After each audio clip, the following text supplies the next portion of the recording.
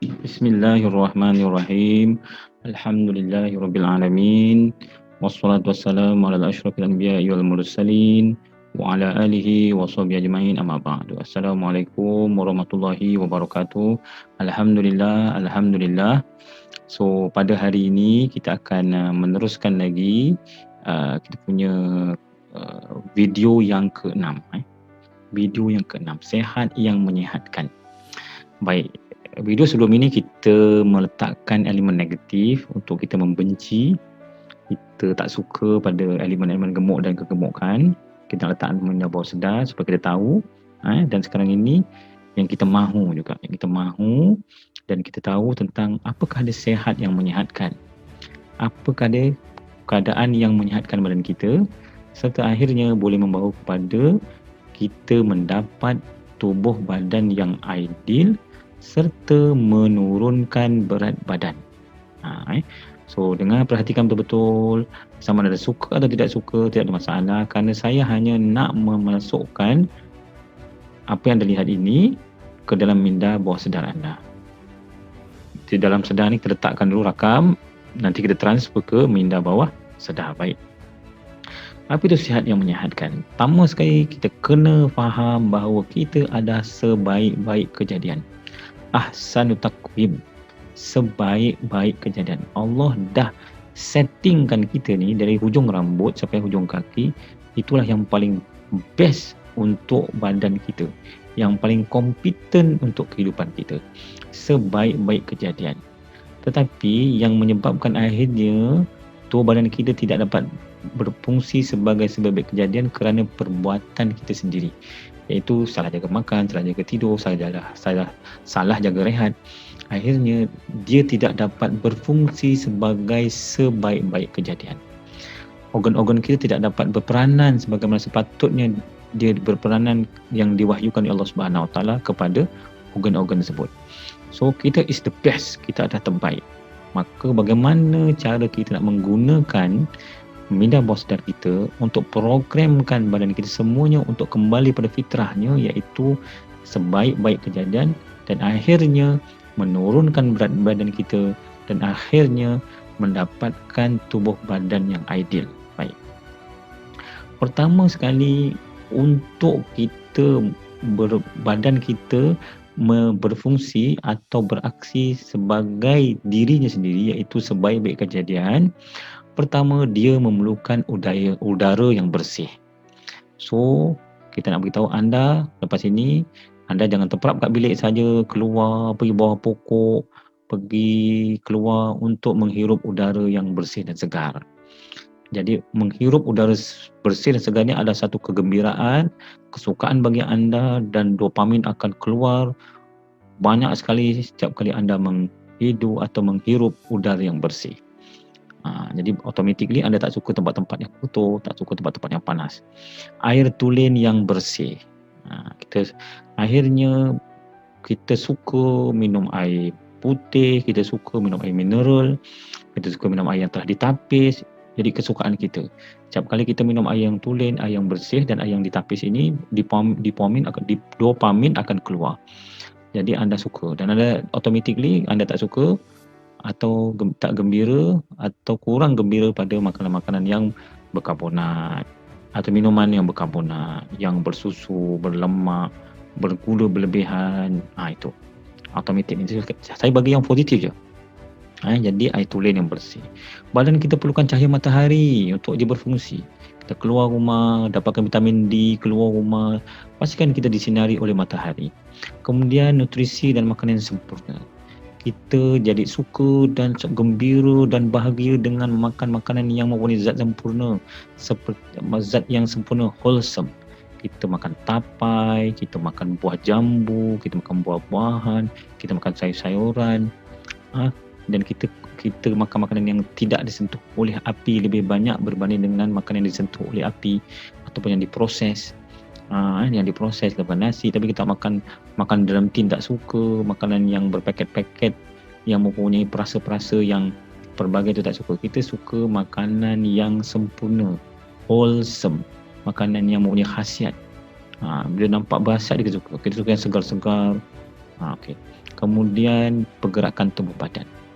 Badan kita perlukan badan kita ni bergerak. Kita perlukan badan kita bergerak. So kita suka untuk keluar, berjalan kaki, berjoging, pergi menyangkul, pergi menyapu sampah. Ini adalah menyebabkan badan kita bergerak. Kemas rumah, kita bawa lipat baju, basuh baju, kita bergerak ke sana, bergerak ke sini, kita jadi suka dan kita gembira. Kita suka benda ke sana ke sini, kita jadi suka dan gembira. Dan pemikiran sihat, jiwa yang tenang. Perlukan kita pemikiran sihat, perkara yang positif aja, jangan dengki orang, jangan maki orang, jangan amat orang. Yang penting kita sayang semua orang, cintakan semua orang, dan jiwa jadi tenang. Jadi ini adalah asas kehidupan sejahtera untuk mengembalikan diri kepada fitrah, iaitu sebaik-baik kejadian.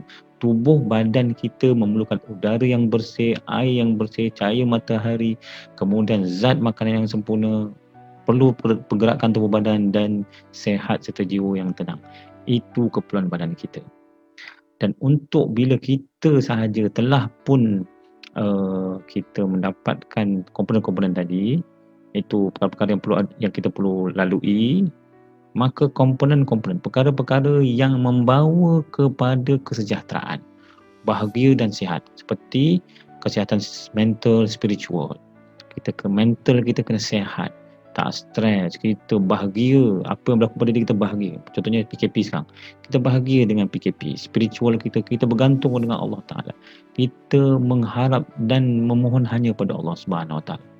Maknanya dengan amalan kita, bagi orang yang bukan Islam, dia ada cara spiritual mereka sendiri. Bagi dalam kata orang Islam, dia ada cara spiritual kita sendiri, laksanakan, baru kita dianggap orang yang sihat. Sembahyang 5 waktu dijaga, kita sihat. Kalau tak nak sembahyang, tak sihat. Tak nak puasa, tak sihat.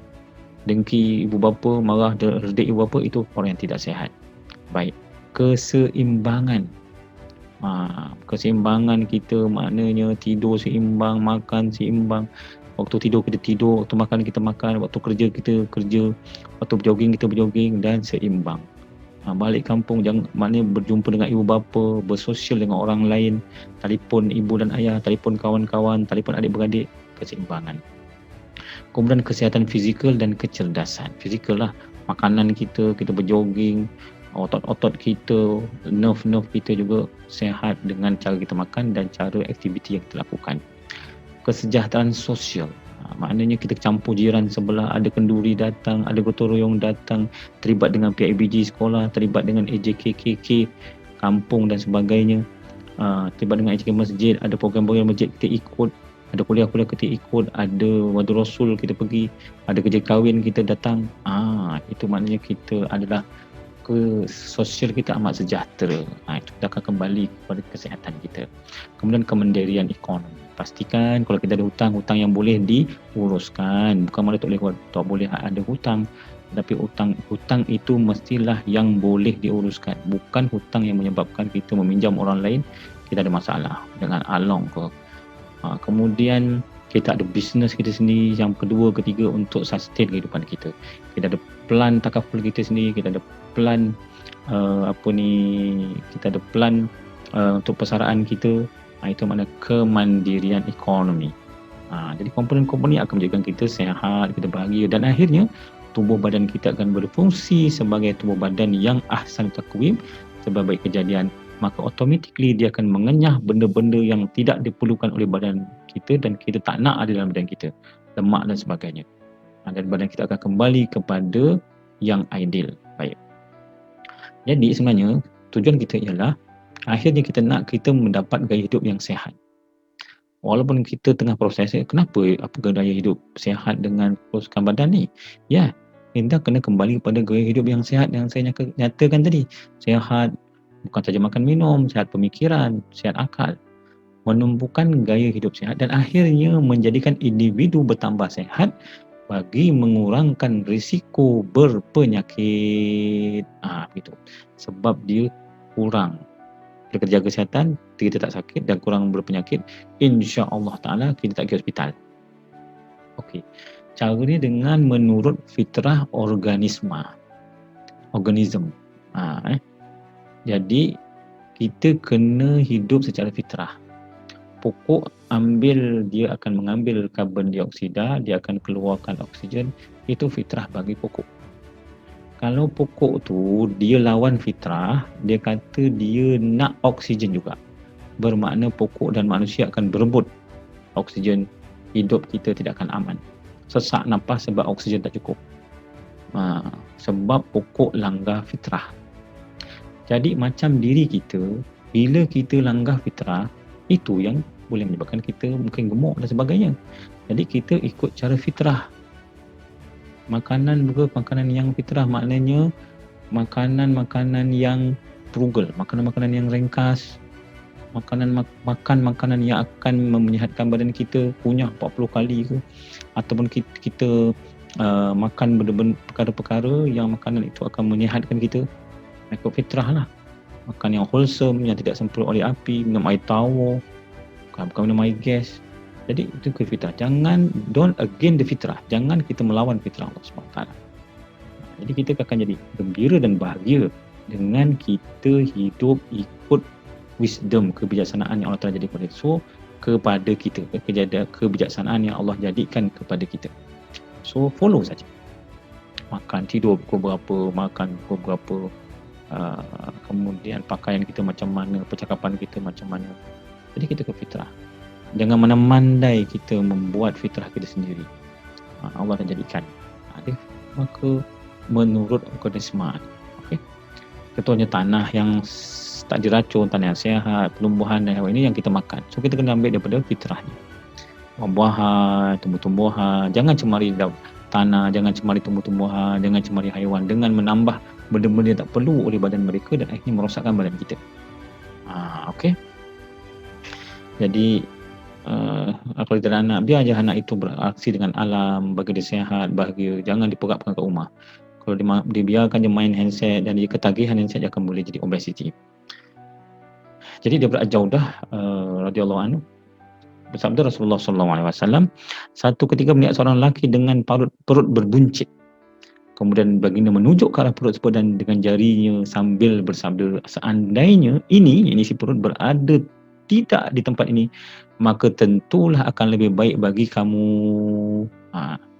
Bagaimana Rasulullah mengelakkan, tak suka kita makan berlebihan sampai terbuncit-buncit. Okey, apa itu kesihatan? Kesihatan, kita akan jadi sihat apabila hukum dan syarat kehidupan dipatuhi. Hukum dan syarat kehidupan dipatuhi. Makan apa, khasiat apa, karbohidrat, sayur, protein, semua tu kita ikut follow. Dan syarat-syarat kehidupan dipatuhi. Yang sebelum ini, komponen-komponen kesejahteraan. Bila kita dapat follow komponen-komponen kesejahteraan itulah, maka sebenarnya kita sedang mematuhi kehidupan, syarat kehidupan. Maka kita akan hidup sehat. Hidup sehat. Okey. Apa itu manusia sebagai sebaik-baik kejadian? Manusia sebagai sebaik-baik kejadian adalah penyembuhan, ialah proses yang hanya boleh dilakukan oleh badan kita sendiri. Sebenarnya kita boleh sembuh sendiri, katakan kita luka, kita pergi upan, nanti cantum sendiri, tapi mungkin tak cantik lah. Tapi badan kita boleh sembuhkan badan kita. Badan kita akan bertindak mengikut kepentingan badan kita. Dan juga kesan jangka pendek masa pendek adalah berlawanan dengan kesan jangka masa panjang. Maksudnya, badan kita lebih tahu apa yang kita perlu dan apa kita nak. Sebab tu kadang kalau kita makan berlebihan, kita boleh muntah sebab badan kita dah tak perlu benda tu lagi. Ataupun kita makan racun, dia akan muntah sikit perut sebab badan kita tak perlu. Dia bertindak untuk kepentingan dia. Jadi ini adalah kita sebaik-baik kejadian. So dengan sebaik kejadian itu, dia akan menyingkirkan lemak-lemak dan dia tak suka buat atau makan atau lakukan apa-apa yang boleh menyebabkan tubuh badan dia kembali gemuk atau lemak yang berlebihan, yang sebenarnya dia tidak perlukan lemak itu berada di perutnya atau di badannya. So apa itu tubuh badan yang ideal? Kalau BMI ni tuan-tuan, jadi saat ini 18.5 sehingga 24.9. Ini adalah yang ideal. Kalau bawah 18.5 kurus, atas 24.9 kira obesity. Dia ada kaedah ada. Dia paling senang dan paling mudah je gini. Paling senang kalau anda berdiri, anda ukur anda berapa. Katakan anda ukur anda 170 kilo, 170 sentimeter. Kan. Jadi oh nampak gaya, anda punya berat tak boleh lebih 70. Kalau berat anda 80, 180, bermakna berat anda tak boleh tak boleh lebih daripada 80 kilo. Kalau 160 tak lebih 60 kilo. Tu sebab itu kalau itu adalah julatnya, supaya anda akan kembali kepada kehidupan yang lebih aman, selesa, sebab badan kita akan berada di tahap yang paling terbaik, iaitu julatnya antara 18.5 hingga 24.9. Itu adalah berat badan ideal untuk kita. Rancang diet sihat yang mengandungi pelbagai makanan berdasarkan piramid makanan Malaysia.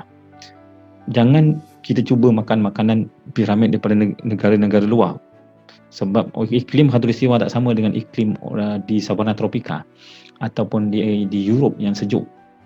Sebab itu cara makan dia berbeza dengan kita. Jangan ikut diet mereka, tapi ikut diet kita, sebab diet mereka berbeza dengan diet kita. Jadi berdasarkan piramid makanan Malaysia, tengok piramid makanan Malaysia. Dan kekalkan aktif setiap hari.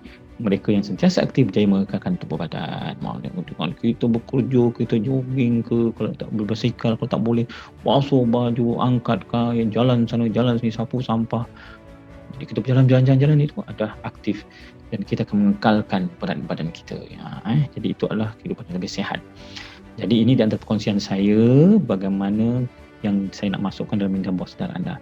Jadi anda fahami benar-benar, dengar, telinga anda dengar, kemudian pakai earphone, nanti dia akan memproseskan di tempora ni dulu, dinilai dia. Kemudian bila anda nak tidur, kita masukkan minda bawah sedar, kemudian dia akan jadi sistem nilai dan sistem pandangan yang baru, dan esok pagi anda akan jadi orang yang baru. Contohnya. Baik. Jadi saya ingat itu sahaja yang dapat kita simpulkan pada hari ini. Moga keberkatan dan kerahmatan. Sila tuliskan di bawah ruang komen, saya dah dengar dan saya faham. Terima kasih, dan anda boleh terus pergi ke video yang terakhir, iaitu video yang ke-7. Assalamualaikum